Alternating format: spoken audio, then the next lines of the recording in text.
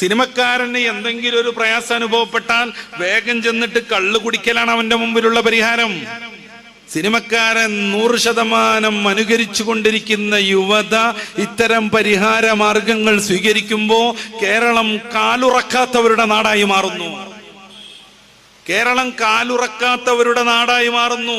4 കാലിൽ മാത്രം ജീവിക്കുന്ന യുവതലമുറ രൂപപ്പെട്ടുകൊണ്ടിരിക്കുന്നു. ചില്ലറ അപകടമല്ല ഇതൊന്നും, ചില്ലറ അപകടമേ അല്ല ഇതൊന്നും. നമുക്കത് കൃത്യമായിട്ട് അറിയാം. ഒരു മുഅ്മിനെ സംബന്ധിച്ചിടത്തോളം പ്രയാസം വരുമ്പോൾ എന്ത് സംഭവിക്കും?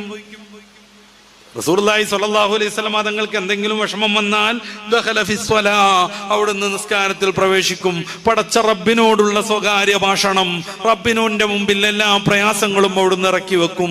സലാം വീട്ടുമ്പോഴേക്ക് എല്ലാ ടെൻഷനും മാറിയിട്ടുണ്ടാകും. വിശ്വാസിയെ കുറിച്ച് റസൂൽ അങ്ങനെ ഒരു കഥ പറയും.